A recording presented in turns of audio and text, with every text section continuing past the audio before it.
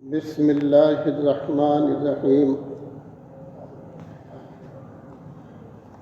الحمد للہ وحدہ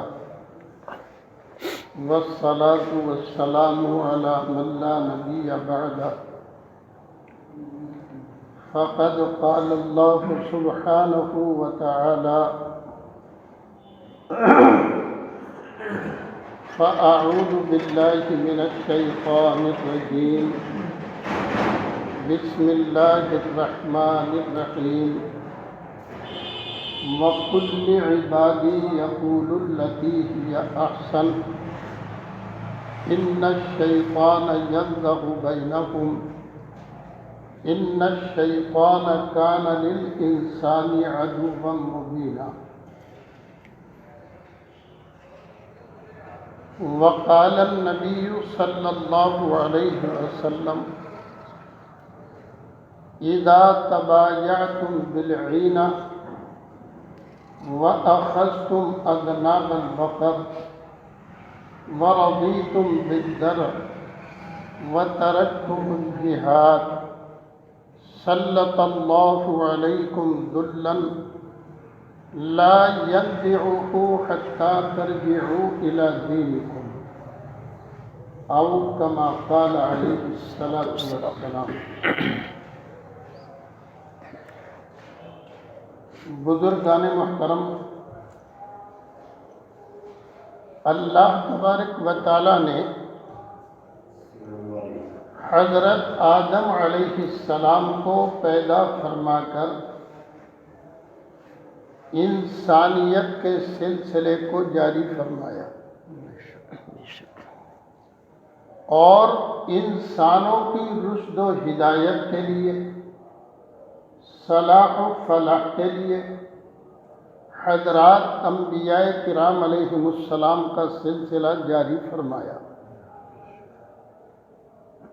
نبی دنیا میں آتے رہے، انسانوں کو اللہ کی وحدانیت کی دعوت دیتے رہے۔ کتنے نبی دنیا میں آئے؟ اللہ تعالیٰ نے فرمایا وَلِكُلِّ قَوْمٍ هَادٍ، کہیں فرمایا وَلِكُلِّ أُمَّةٍ رَسُولٌ، کہیں فرمایا وَإِن مِّنْ أُمَّةٍ إِلَّا خَلَا فِيهَا نَذِيرٌ۔ خلاصہ کیا ہے؟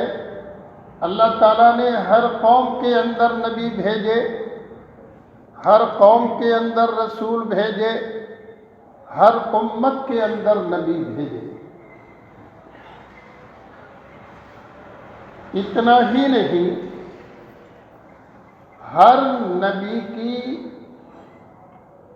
دعوت ایک ہوتی تھی، صرف اللہ کی طرف بلانا۔ یا قوم اعبدوا اللہ ما لکم من الہ غیرہ، اے میری قوم تنہا ایک اللہ کی عبادت کرو، اس کے علاوہ کوئی معبود نہیں ہے، عبادت کے لائق نہیں۔ اچھا، عجیب بات یہ ہے کہ اللہ تبارک و تعالیٰ نے بہت سارے نبی دنیا میں بھیجے، مگر رسول پاک صلی اللہ علیہ وسلم کے علاوہ سب نبیوں کو آپ دیکھیں تو کام تھوڑا اور وقت زیادہ۔ میں اشارہ دیتا ہوں، حضرت نوح علیہ السلام کو کام کتنا دیا؟ وَلَقَدْ أَرْسَلْنَا نُوحًا إِلَىٰ قَوْمِهِ، ہم نے نوح علیہ السلام کو ان کی قوم کی طرف رسول بنا کر بھیجا۔ کتنی مدت دی؟ فَلَبِثَ فِيهِمْ إِلَّا 50 عَامًا، اپنی قوم میں نوح علیہ السلام نے جس لمبی مدت میں دعوت کی محنت کی ہے 950 برس، تو کام کتنا؟ کا صرف قوم میں تبلیغ کیجیے، اور وقت کتنا؟ کا 950 برس۔ قرآن نے بتایا۔ اچھا یہ بھی قرآن سے پوچھ لیجئے، اللہ تعالیٰ یہ بھی بتا دیجئے مدت، ات لمبی مدت میں ایمان لانے والوں کی تعداد کیا ہے؟ تو اللہ تعالیٰ نے فرمایا وَمَا آمَنَ مَعَهُ إِلَّا قَلِيلٌ، کہ نوح علیہ السلام کی قوم ایمان نہیں لائی مگر بہت تھوڑے سے۔ پتہ یہ چلا کہ اتنا مختصر کام ملنے کے بعد بھی نوح علیہ السلام کی قوم میں 100 کی تعداد بھی نہیں ہے، ایمان لانے والوں کی 100 سے کم۔ اب رسول پاک صلی اللہ علیہ وسلم پر آ جائیے، مختصر بات عرض کر رہا ہوں۔ رسول پاک صلی اللہ علیہ وسلم کو اللہ تبارک و تعالیٰ نے پہلی بات بیان فرمائی ما کان محمد ابا احد من رجالکم ولکن رسول اللہ و خاتم النبیین، کہ محمد صلی اللہ علیہ وسلم تم مردوں میں سے کسی کے باپ نہیں ہیں بلکہ وہ اللہ کے رسول ہیں اور آخری نبی ہیں۔ پتہ چلا کہ رسول پاک صلی اللہ علیہ وسلم کی نبوت و رسالت قیامت تک کے لیے ہے۔ آقا فرماتے ہیں انا خاتم النبیین لا نبی بعدی ولا امت بعدکم، میں آخری نبی ہوں، میرے بعد کوئی نبی نہیں اور تمہارے بعد کوئی امت نہیں۔ ایک بات سمجھو۔ دوسری بات، اللہ تبارک و تعالیٰ نے قرآن کریم میں اعلان فرمایا قُلْ يَا أَيُّهَا النَّاسُ إِنِّي رَسُولُ اللَّهِ إِلَيْكُمْ جَمِيعًا، نبی جی آپ یہ کہہ دیجئے تمام لوگوں کی طرف نبی بنا کر آپ کو بھیجا گیا۔ دوسری جگہ فرمایا وَمَا أَرْسَلْنَاكَ إِلَّا كَافَّةً لِلنَّاسِ بَشِيرًا وَنَذِيرًا، اس کا خلاصہ بھی یہی ہے۔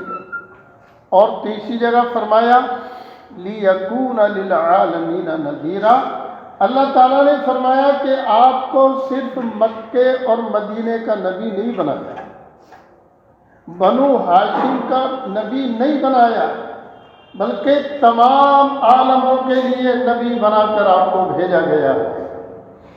تو اب خلاصہ کیا ہوا؟ حضرت رسول پاک صلی اللہ علیہ وسلم کو اللہ تبارک و تعالیٰ نے جو دین لے کر بھیجا، جو شریعت لے کر بھیجا، نمبر 1 پر تو قیامت تک کے لیے ہے اور نمبر 2 پر تمام عالموں کے لیے، یعنی اللہ کا دین قیامت تک چلے، تمام عالموں میں چلے۔ اس سے آپ اندازہ لگائیے کہ رسول پاک صلی اللہ علیہ وسلم کو کتنا بڑا کام اللہ نے عطا فرمایا۔ اچھا وقت کتنا دیا؟ میں نے صرف ایک نبی کا اشارہ دیا ہے، نوح علیہ السلام کا۔ رسول پاک صلی اللہ علیہ وسلم کو 40 سال کی عمر مبارک میں جا کر پیغمبری ملی اور 63 سال کی عمر مبارک میں آپ کا وصال ہو گیا۔ کتنے سال ملے؟ 23 سال کی مختصر سی مدت میں آقا مدنی صلی اللہ علیہ وسلم کو اتنا بڑا کام انجام دینا ہے کہ اللہ کا دین قیامت تک چلے، تمام عالموں میں چلے۔ اس لیے پیغمبری مل جانے کے بعد جب رسول پاک صلی اللہ علیہ وسلم گھر تشریف لائے، امام بخاری رحمۃ اللہ تعالی علیہ نے باقاعدہ باب قائم فرمایا ہے، باب کیف کان بدء الوحی الی رسول اللہ صلی اللہ علیہ وسلم اس میں اس حدیث مبارکہ کا ذکر کیا ہے جو حدیث مبارکہ پیغمبری ملنے کے بعد آپ نے جن تمام باتوں کا ذکر کیا کہ میں غار حرا میں تھا، ایسا واقعہ پیش آیا، ایسا واقعہ پیش آیا، اس تفصیل میں نہیں جانا، صرف 2-3 جملے آپ کے عرض کرتا ہوں۔ حضرت خدیجہ سے فرمایا، امام بخاری لکھتے ہیں، زملونی زملونی، خدیجہ مجھے کمریا ہوا، مجھے چادر ہوا، کیوں؟ آپ کا دل درد ہے، آپ کے جسم پر کب کبھی تاری ہے۔ اور خدیجہ سے فرماتے ہیں، لقد خشیت علی نفسی، خدیجہ مجھے تو ایسا لگ رہا ہے اتنا بڑا بوجھ میرے سر پر آ گیا، اتنا بڑا کام میرے حوالے کر دیا کہ مجھے ڈر لگ رہا ہے کہیں اس میں میری جان نہ چلی۔ آپ اندازہ لگائیے کہ اللہ کے نبی کی ذات عالی پر کتنا بوجھ، کیوں؟ آپ کو فکر ہے کہ اللہ کا دین قیامت تک چلے، تمام عالموں میں چلے، اتنا بڑا مقام میں کیسے انجام دوں گا، کہیں اس میں میری جان نہ چلی جائے۔ مگر اللہ تبارک و تعالیٰ نے حضرت محمد مصطفیٰ صلی اللہ علیہ وسلم کی ذات اقدس پر پیغمبری اور رسالت کے سلسلے کو تو بند فرما دیا، مگر جس کام کے لیے اللہ نبیوں کو بھیجا کرتا تھا وہ کام بند نہیں فرمایا۔ پھر کیسے ہوگا وہ کام؟ نمبر 1 پر اللہ تبارک و تعالیٰ نے صحابہ کی جماعت آقا کو عطا فرمائی۔ رسول پاک صلی اللہ علیہ وسلم کے کام کو اپنا کام بنا کر قربانی کے لیے اپنے آپ کو پیش کیا، آپ کے غم کو اپنا غم بنا کر، آپ کی فکر کو اپنی فکر بنا کر تمام صحابہ آپ کے ساتھ چل رہے، یہاں تک کہ رسول پاک صلی اللہ علیہ وسلم نے فرمایا، اصحابی کالنجوم بأیہم اقتدیتم اقتدیتم، کہ میرے تمام کے تمام صحابہ ستاروں کی مانند ہیں، تم میں سے جو بھی کسی ایک کی راہ اختیار کرے گا وہ ہدایت پر ہوگا۔ رسول پاک صلی اللہ علیہ وسلم نے صاف طور پر متوجہ فرما دیا کہ صحابہ کو سامنے رکھ کر کے چلو۔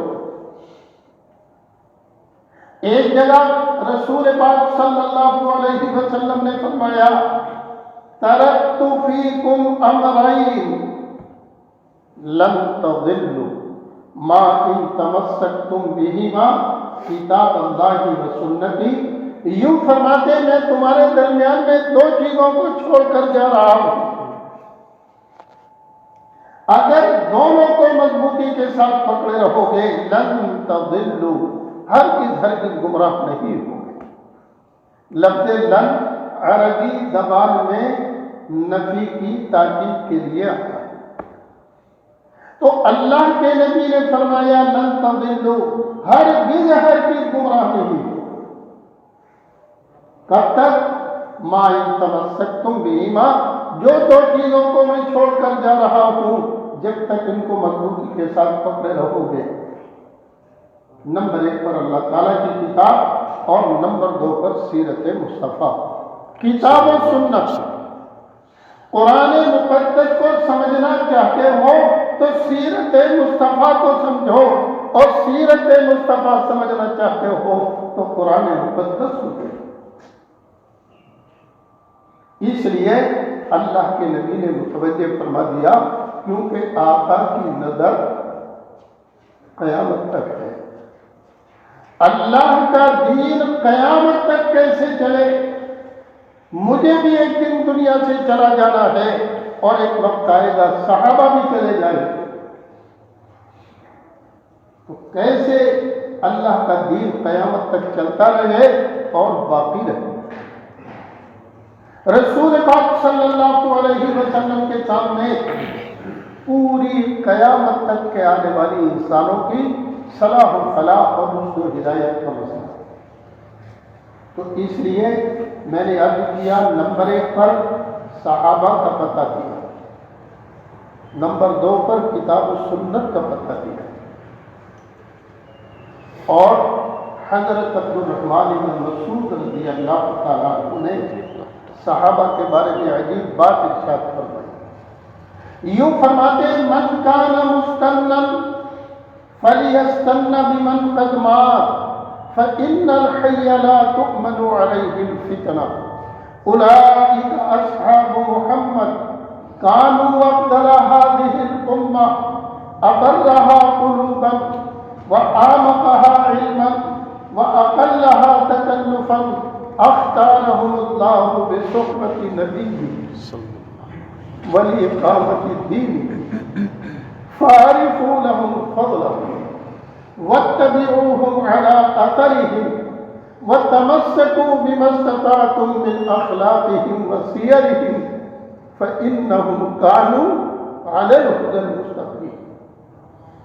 حضرت عبد الرحمن بن مسعود رضی اللہ تعالیٰ صحابہ کے بارے میں سب فرماتے سنو، اگر کسی کو دیکھ کر چلنا چاہتے ہو تو صحابہ کو دیکھ کر کے چلو اور وہ دنیا سے چلے. کیوں؟ فَإِنَّ الْحَيَّ لَا تُؤْمَنُ عَلَيْهِ الْفِتْنَةُ بلا شبہ زندہ آدمی فتنوں سے امن میں نہیں ہے. کیا مطلب؟ ایک آدمی نے اخلاص کے ساتھ سنت و سیرت کو سامنے رکھ کر کے چلنا شروع کیا، لیکن کب شیطان کچک لے، کون سی ہوا کا شکار ہو جائے، کب نفس کے جھاننے میں آ جائے. اس لیے فرماتے ہیں فَإِنَّ الْحَيَّ لَا تُؤْمَنُ عَلَيْهِ الْفِتْنَةُ، اور پھر آگے کو کیا فرماتے ہیں أُولَٰئِكَ أَصْحَابُ مُحَمَّدٍ، یہ رسول پاک صلی اللہ علیہ وسلم کے صحابہ ہیں. كَانُوا أَفْضَلَ هَٰذِهِ الْأُمَّةِ، اس پوری امت کے اندر سب سے بڑی فضیلت ان کو حاصل. اس لیے اللہ کے نبی نے فرمایا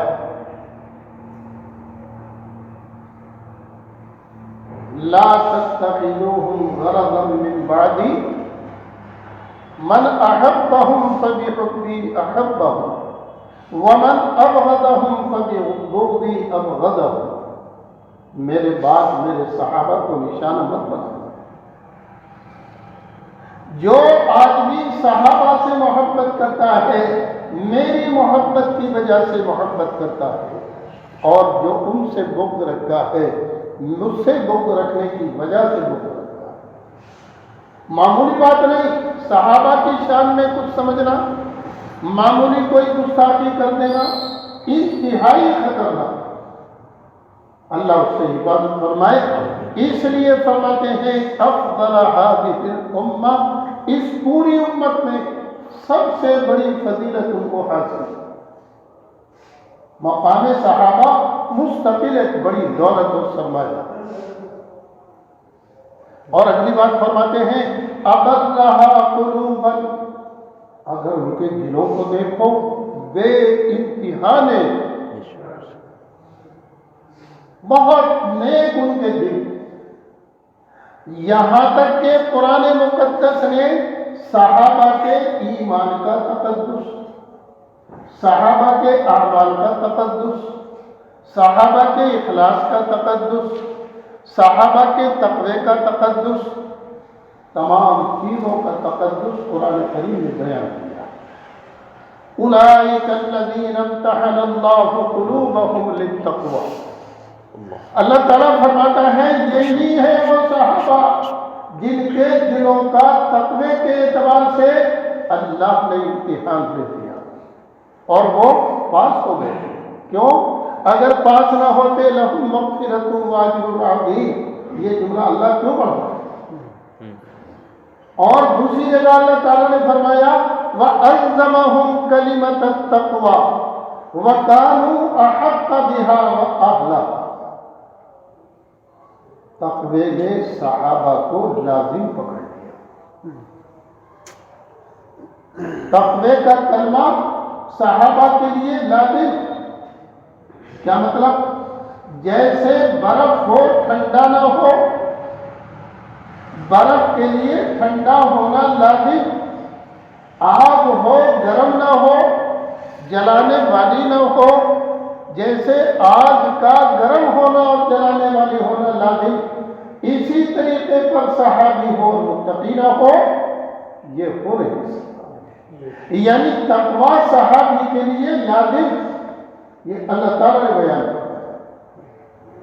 تو صحابہ کی جماعت کے بڑے فضائل، اس لیے حضرت ابن مسعود نے فرمایا افضل هذه الامة، اس امت کے اندر صحابہ کو بڑی فضیلت حاصل. یہاں ایک جملہ میں اب تک مختصر سا عرض کر دوں. ایک مرتبہ ناگپور میں ہماری جماعت کام کر رہی تھی. جامع مسجد میں ہماری جماعت پہنچی. میں جمعے کے خطبے کے لیے، جمعے کے خطبے سے پہلے تقریر کرنے کے لیے بیٹھا میں امیر جماعت. تو ایک صاحب آئے اور کان میں کچھ کہنے لگے. کیا جملہ تھا ان کا؟ سیرت مصطفیٰ تو ہو، سیرت صحابہ. کتنا سنگین جملہ ہے. تو اب میں آپ سے پوچھتا ہوں، میں نے ان سے بھی کہا بعد میں بیان میں یہی ساری بات بیان کی کہ صدیق اکبر رضی اللہ تعالیٰ عنہ کو نکال دیجیے، ہجرت کا بیان سنا دیجیے تو یہ مکمل ہو جائے گا. رسول پاک صلی اللہ علیہ وسلم اپنے گھر سے چل کر کہاں پہنچے؟ صدیق اکبر کے گھر. اب صدیق اکبر کے ساتھ کہاں پہنچے؟ غار ثور میں. کا صدیق اکبر کو نکال دیجیے. کا سیرت مصطفیٰ تو ہو، سیرت صحابہ. تو سیدھی بات ہے، ایک محمد نامی شخص مکہ مکرمہ میں پیدا ہوئے، کچھ دنوں مکے میں رہے، مدینہ منورہ چلے گئے اور وہاں جا کر ان کا انتقال ہو گیا. لو جی سیرت مصطفیٰ بیان. ایک ایک بات کو نبی کی ذکر کرنے والے کون ہیں؟ صحابہ. نبی کی شام کیسی، نبی کا صبح کیسی، نبی کی رات کیسی، نبی کا دن کیسا، نبی کی دعوت کیسی، نبی کا رونا کیسا، نبی کی نماز کیسی. تو جی اس کو دیکھ کر بیان کرنے والے کون ہیں؟ صحابہ. اس لیے میں نے عرض کیا، وہ صحابی فرماتے ہیں ابن مسعود افضل هذه الامہ، اس پوری امت میں سب سے فضیلت کے حامل اگر رہا قلوبا، ان کے دلوں کو دیکھو بے انتہا ہے.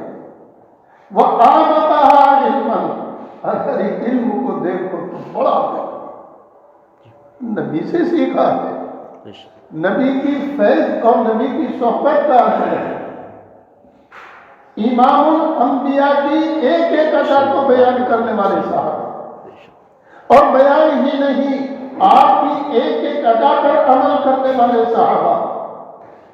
صدیق اکبر نے نماز کس سے سیکھی؟ محمد صلی اللہ علیہ وسلم.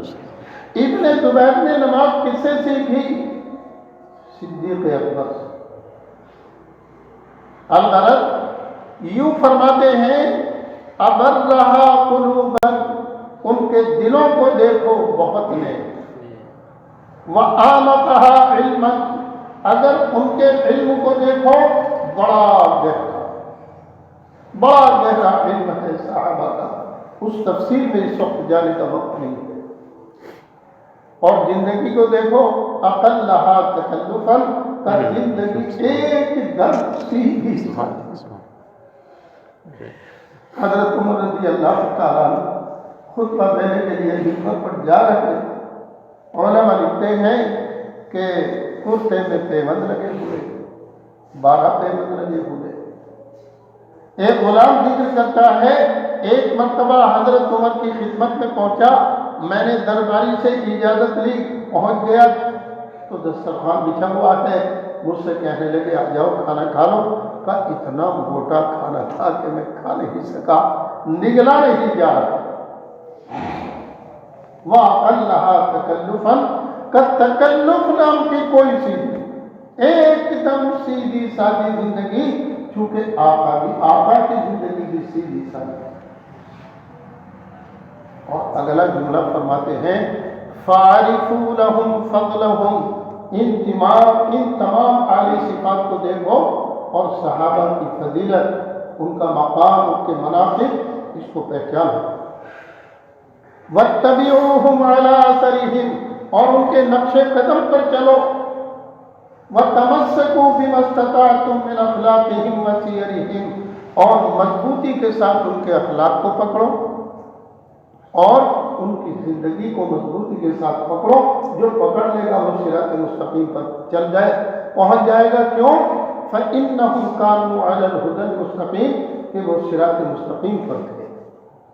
الغرض میں نے عرض کیا کہ اللہ تبارک و تعالیٰ کو دین قیامت تک باقی رکھنا ہے اور رسول پاک صلی اللہ علیہ وسلم کو اس کی فکر ہے، تو کتنی چیزیں آپ نے بیان فرمائی؟ نمبر 1 پر فرمایا میرے صحابہ ستاروں کی مانند ہیں، تم میں سے جو بھی کسی ایک کی رائے اختیار کرے گا وہ ہدایت پر ہو۔ اگر کسی نے ابو ہریرہ کی رائے اختیار کر لی تو ہدایت پر، کسی نے خالد بن ولید کی رائے اختیار کر لی تو ہدایت پر، کسی نے سعد بن ابی وقاص کی رائے اختیار کر لی تو ہدایت پر۔ اگر ابو ہریرہ کی زندگی کو دیکھو تو مشکل سے کچھ واقعات ملیں گے کہ ابو ہریرہ کے ہاتھ میں تلوار ہے اور میدان کارزات ہے۔ پھر یوں کو ابو ہریرہ خود یہ کہتے ہیں کہ مدینہ منورہ کے لوگوں کے سامنے تو کھیتی اور باغات تھے، ابو ہریرہ کو کوئی کام نہیں تھا، دربار رسالت میں پڑا رہنا، آپ کی زبان مقدس سے کوئی کلمہ سننے کو مل گیا، ابو ہریرہ نے یاد کر لیا، اور کوئی لقمہ کھانے کو مل گیا تو کھا لیا۔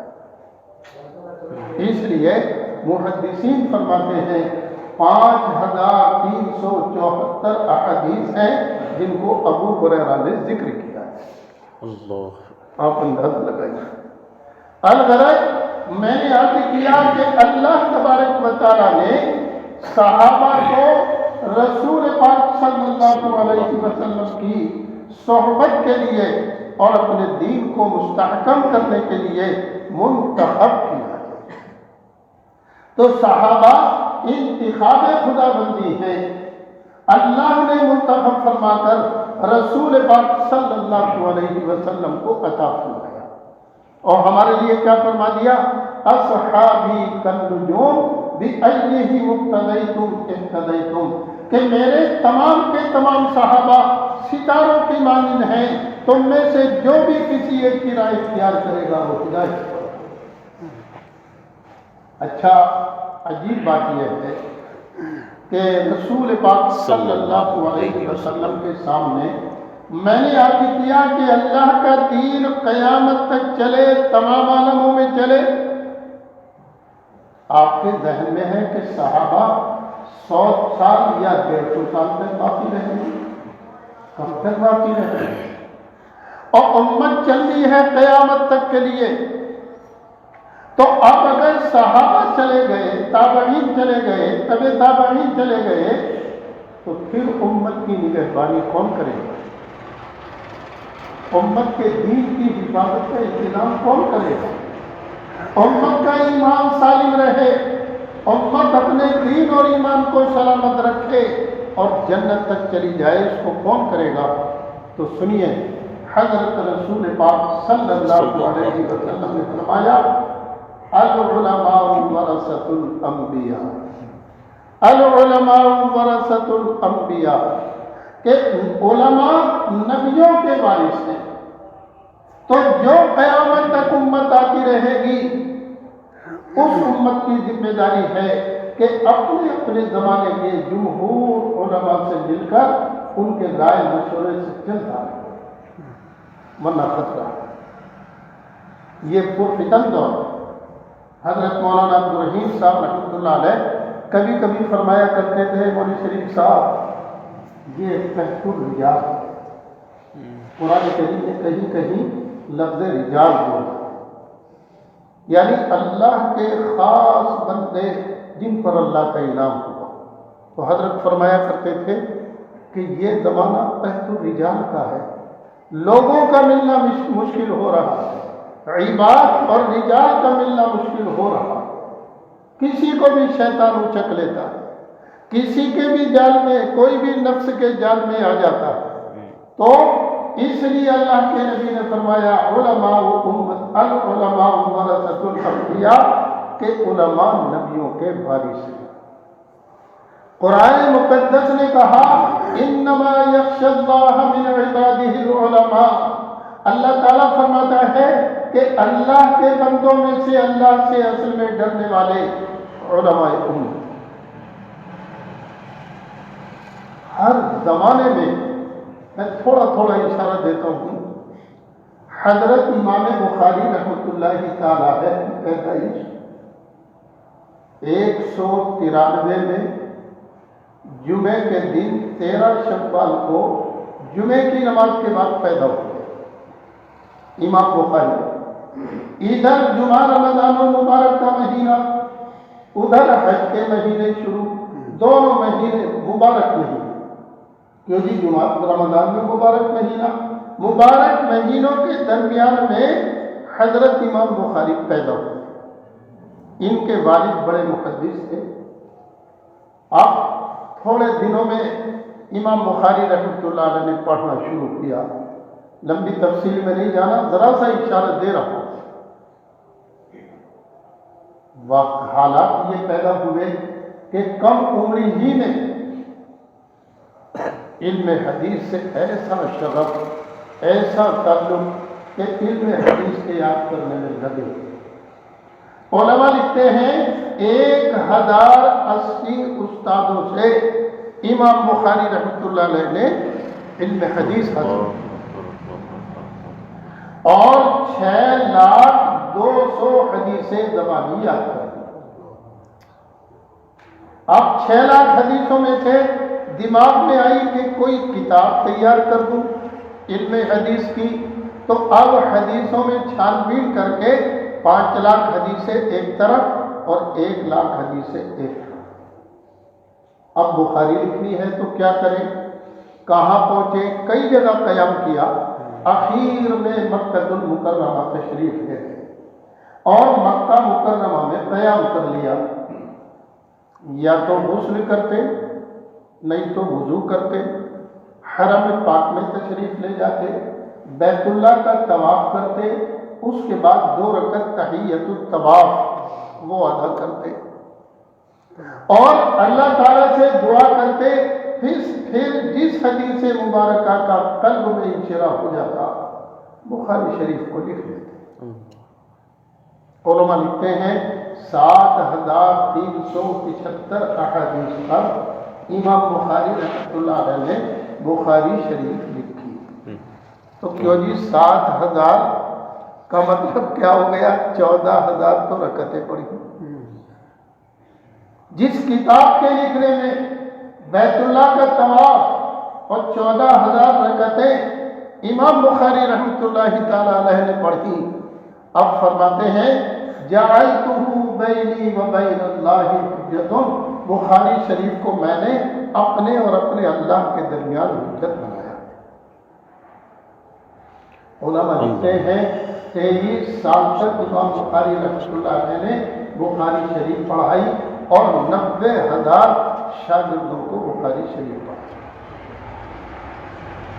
العلماء ورثۃ الانبیاء، امام احمد بن حنبل رحمۃ اللہ علیہ 10 لاکھ حدیثیں زبانیات کی، قاضی القضات تھے اور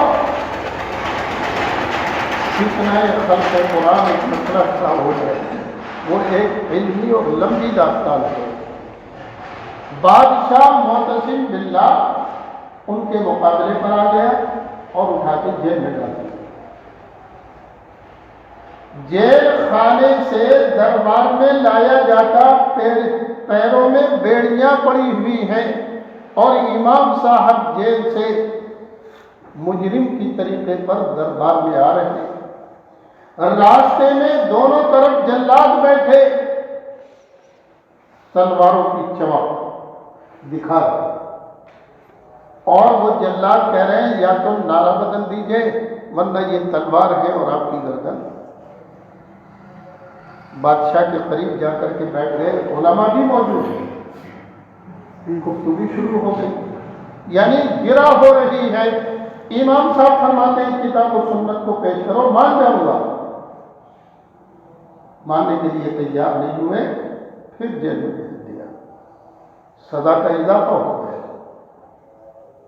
یہ اس طرح کے حالات علماء کے سامنے پیش آئے، لیکن دین باقی رہے، کتاب و سنت محفوظ رہے۔ ہماری جانیں چلی جائیں کوئی بات نہیں، ہم جیل میں رہتے کوئی بات نہیں۔ امام بخاری رحمۃ اللہ علیہ نے 40 سال تک ایسے طریقے پر روٹی کھائی کہ سالن میسر نہیں آیا، خدمت کرتے رہتے بخاری کی۔ میں نماز سے پہلے امام بخاری کا ایک واقعہ سنا رہا تھا شکیل بھائی کو۔ امام بخاری رحمۃ اللہ علیہ کی تعلیم کا زمانہ ہے، 42 سال کی عمر، استاد محدث داخلی نے حدیث کی روایت بیان کرنے میں جو فلاں ابن فلاں، فلاں ابن فلاں، فلاں ابن فلاں، اور پھر حضور صلی اللہ علیہ وسلم تک جو سند پہنچی،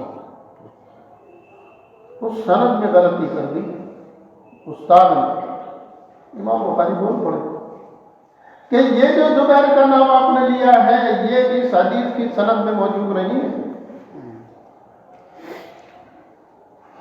استاد محترم نے ڈانٹ دیا، پھر بیان کی تو بول پڑے۔ ذمہ داری ہے، جب ہم جانتے ہیں تو ٹھیک ہے، آپ استاد ہیں، استاد ہونے کا ادب اپنی جگہ پر، لیکن اگر غلطی کریں گے تو کیسے چلنے دیں گے؟ نتیجہ یہ ہوا کہ جب دوسری مرتبہ بول پڑے تو استاد محترم کتب خانے میں گئے اور کتاب کو دیکھ کے آ کر کے کہا کہ تم ٹھیک کہتے ہو۔ کسی نے پوچھا کہ امام بخاری کی عمر کیا تھی؟ 11 سال، اور استاد کی عمر 42 سال۔ میں عرض کیا کرتا ہوں جیسے حافظ کی غلطی حافظ بتائے گا تو مولوی کی غلطی مولوی بتائے گا۔ اب یہ شاگرد ہیں لیکن استاد کی خدمت میں پڑھ رہے ہیں، استاد نے چوک کر دی، بول پڑ۔ تو میں نے عرض کیا رسول پاک صلی اللہ علیہ وسلم نے امت کا ایمان محفوظ رہے، امت کا دین محفوظ رہے، علماء امت کا پتہ دیا کہ جن کے سامنے کتاب و سنت ہے، ما انا علیہ و صحابی، کہ اگر کسی چیز کو تم دیکھنا چاہو تو یا تو میری سیرت دیکھو یا میرے صحابہ کو۔ تو علماء امت میں جو جمہور علماء ہیں ان کی زندگی کو دیکھو، یوں فرمایا کہ ان کی زندگی کو دیکھ کر کے چلو۔ ہر زمانے کے علماء نے امت کے دین اور ایمان کی حفاظت کی فکر کی ہے۔ ذرا سا اشارہ دے کے بات ختم کر رہا ہوں۔ جنگ آزادی کے موقع پر بہت سارے علماء شہید ہو گئے۔ مولانا اسماعیل شہید رحمۃ اللہ علیہ، سید احمد شہید رحمۃ اللہ علیہ، حافظ دامی شہید رحمۃ اللہ علیہ، کوئی شاملی کے میدان میں ہے، کوئی جلیان والا باغ ہے، اور نہ جانے کہاں کہاں علماء امت شہید ہوئے۔ اور اسیر ادربی نے عجیب بات لکھی ہے، دہلی سے پشاور تک جنرل روڈ جو ہے، جرنیل روڈ، یہاں سے وہاں تک جتنے درخت ہیں ہر درخت میں کسی نہ کسی کی عالم لاش کی، کسی نہ کسی عالم کی لاش ٹنگی ہوئی ہے۔ طریقہ کیا تھا؟ عالم کو ہاتھی پر بٹھایا، گلے میں رسہ باندھ دیا اور ہاتھی کو ہٹا دیا، رسہ درخت میں باندھ دیا۔ کیوں جی کیا ہوگا جب پھانسی لگے گی؟ آنکھ ابھر کر باہر آ گئی، زبان باہر نکل آئی۔ اس انداز سے تقریباً 52,000 علماء امت نے جام شہادت نوش کیا۔ کیوں؟ ہم شہید ہو جائیں کوئی بات نہیں، جیل کے اندر وقت گزار لیں کوئی بات نہیں، لیکن امت کا دین دائیں بائیں ہو جائے، امت کا دین بگاڑ دیا جائے، امت کا دین تباہ کر دیا جائے، ہم علماء امت جان دے دیں گے، اس کو گوارا نہیں کریں۔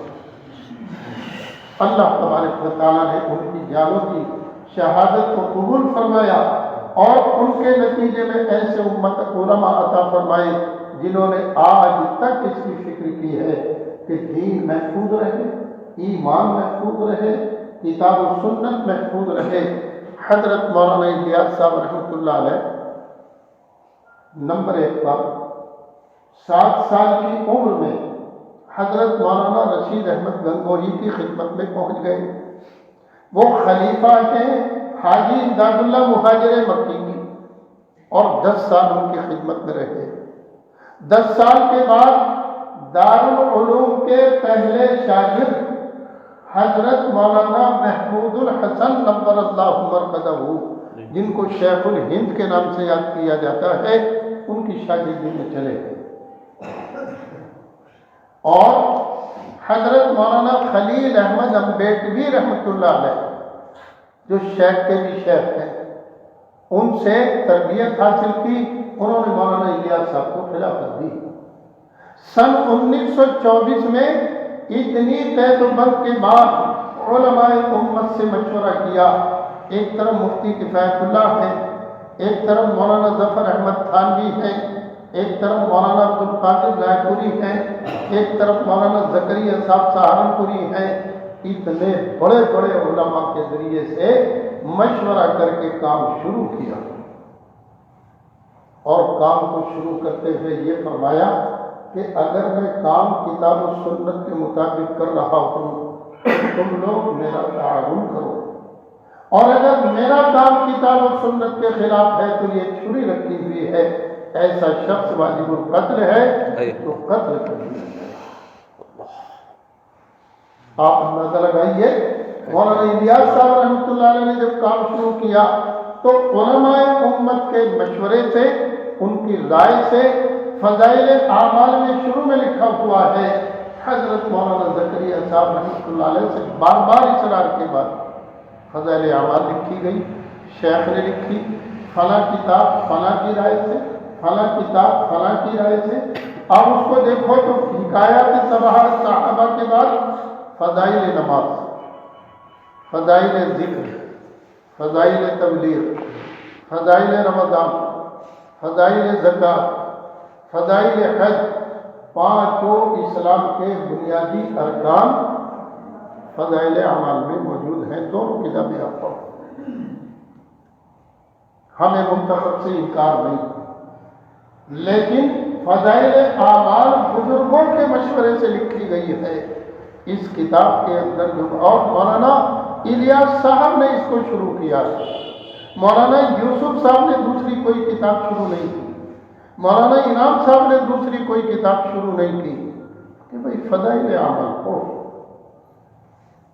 یہ اپنے وقت کے بڑے بڑے آئے۔ حضرت مولانا الیاس صاحب رحمۃ اللہ علیہ کی طبیعت خراب رہنے لگی۔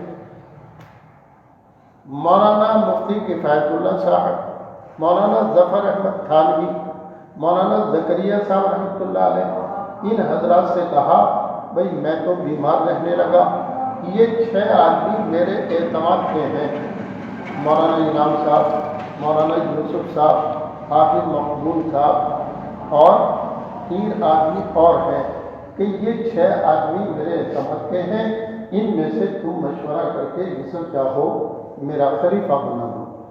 تو ان 3 بزرگوں نے مشورہ کر کے مولانا الیاس صاحب کو خلیفہ بنایا۔ مولانا الیاس صاحب نے خود یہ نہیں کہا کہ میرے بیٹے یوسف کو میرا نائب بنا۔ 65 میں ان کا انتقال ہو گیا تو مشورے سے شیخ مولانا زکریا صاحب رحمۃ اللہ علیہ نے سب سے مشورہ لے کر مولانا انعام صاحب کو ذمہ دار بنایا۔ 3 ہی طریقے ہیں کسی کو ذمہ دار بنانے کے سیرت خلفائے راشدین سے یہی 3 طریقے ملتے ہیں۔ صدیق اکبر کو عام مسلمانوں نے خلیفہ بنایا، صدیق اکبر نے حضرت عمر کو خلیفہ بنایا، حضرت عمر نے 6 آدمیوں کی جماعت بنا دی کہ یہ 6 آدمی مشورہ کر کے جسے چاہیں اسے خلیفہ بنا لیں۔ 6 آدمیوں میں سے 5 نے مشورہ کر کے حضرت عبد الرحمن ابن مسعود رضی اللہ تعالیٰ عنہ کو، حضرت عبد الرحمن ابن عوف رضی اللہ تعالیٰ عنہ کو فیصل بنا دیا، اور ان کے مشورے سے سب نے رائے مشورہ دی، انہوں نے اپنے فیصلے سے حضرت عثمان غنی کو خلیفہ بنا دیا۔ تو یا تو جماعت طے کرے، یا جو خلیفہ وقت ہے وہ طے کر دے، یا عام مسلمان ہر کسی کو امیر بنا دے۔ یہ 3 طریقے خلفائے راشدین کے ہیں۔ یہی طریقہ سیرت الیاسی، یوسفی اور انعامی میں ہے، چوتھا کوئی طریقہ نہیں۔ الغرض عرض یہ کرنا ہے کہ کام کی حفاظت کے لیے بھی، اور کام ہی کیا ہے، دین کی حفاظت کے لیے اللہ کے نبی نے علماء امت کی خبر دی ہے، اور علماء امت نے ہر زمانے میں دین کی حفاظت کے لیے جانیں لگا دی ہے، راتوں رات کاوشیں اور محنتیں کی ہیں، اور ہر وقت علماء کو طلباء سے پوچھو 18 گھنٹے کتابوں کی چھان بین کر کے مطالعہ کر کے بخاری شریف پڑھاتے ہیں۔ اب کوئی آدمی یوں کہہ دے کہ بخاری تو کافر بھی یاد کر سکتا، اتنی لمبی چوڑی محنت شیخ زکریا، شیخ یونس کی، مولانا عاقل صاحب دامت برکاتہم کی، اور یوں کہہ کے خط اڑا دی گئی کہ بخاری تو ایک ہے، مسلم بھی یاد کر سکتا ہے۔ علماء کی تحقیر اللہ کی مانتی ہے اس سے۔ الغرض میں نے عرض کیا، نمبر 1 پر رسول پاک صلی اللہ علیہ وسلم کے نائب حضرات صاحب، نمبر 2 پر کتاب و سنت حضور نے بتا دیا، اور نمبر 3 پر اس امت کی دین کی حفاظت کی ذمہ داری علماء امت۔ اگر امت علماء امت سے جڑی رہے گی اور علماء امت کو مقتدا اور رہبر مانتی رہے گی تو امت کا دین محفوظ رہے گا، ورنہ خطرہ ہے، بڑا پرفتن زمانہ ہے۔ اس لیے کہتے ہیں کہ دعوت و تبلیغ کے ذریعے سے جو محنت عالمی سطح پر چل رہی ہے، علماء کی نگرانی میں علماء سے پوچھ کر دعوت کی نقل و حرکت میں لگے رہیں، اور کوئی لمبا چوڑا کام نہیں، اپنے وقت کے 10 حصے کر لیں، 9 حصے کاروبار، بیوی بچے، راحت و آرام کے، اور 10واں حصہ اللہ کے دین کی محنت کا۔ 3 کام روزانہ کر لیں، نمبر 1 پر مشورہ، نمبر 2 پر فضائل کی تعلیم مسجد میں اور گھر میں، اور نمبر 3 پر گھر گھر کی ملاقات، مشورے سے جس کی ملاقات ہے وہ ہے۔ نمبر 4 پر ہفتے کے 2 دن، اور نمبر 5 پر مہینے کے 3 دن ہفتے کے تعین کے ساتھ لگاتے رہتے ہیں۔ اللہ کی ذات سے قریب امید ہے کہ تھوڑی تھوڑی نقل و حرکت پر بھی اللہ دین میں پختگی عطا فرمائے گا۔ الحمد للہ رب العالمین، والصلاة والسلام على أشرف الأنبياء والمرسلين۔ ربنا آتنا في الدنيا حسنة وفي الآخرة حسنة وقنا عذاب النار۔ اے اللہ ہمارے تمام گناہوں کو معاف کر، اے اللہ مغفرت کا فیصلہ فرما، ہمارے دماغنے کو قبول فرما، کہنے سننے کو قبول فرما، ہم سب کو عمل کی توفیق عطا فرما۔ اے اللہ دستگیری فرما، اے اللہ دستگیری فرما، رحم کا کرم کا معاملہ فرما۔ اے اللہ جو کچھ کہا اور سنا ہم سب کو اس پر عمل کرنے کی توفیق عطا فرما۔ ہم میں سے جو بیمار ہیں، ہمارے متعلقین میں سے جو بیمار ہیں، اے اللہ ہر ایک کو شفائے کاملہ عطا فرما، صحت کلی عاجلہ دائمہ مستمرہ عطا فرما، ہماری مسجدوں کو آباد فرما، دین پر چلنے کی توفیق عطا فرما، دین کی نسبت پر اے اللہ محنت کرنا آسان فرما۔ اے اللہ جن دوستوں نے دعاؤں کو کہا ہے یا ہم نے ان سے وعدہ کیا ہے، اے اللہ ہر ایک کی جائز تمناؤں کو پورا فرما، ایمان پر خاتمہ بالخیر فرما، قبر کے عذاب سے حفاظت فرما، قیامت کے ہولناک منظر میں عرش کا سایہ اور اپنے نبی کی شفاعت عطا فرما۔ اے اللہ اپنی رضا و خوشنودی عطا فرما کر جنت الفردوس میں اعلیٰ مقام عطا فرما۔ محض اپنے فضل سے ہماری دعاؤں کو قبول فرما۔ حضرت رسول پاک صلی اللہ علیہ وسلم کے صدقے اور طفیل میں قبول فرما۔ ربنا تقبل منا انك انت السميع العليم برحمتك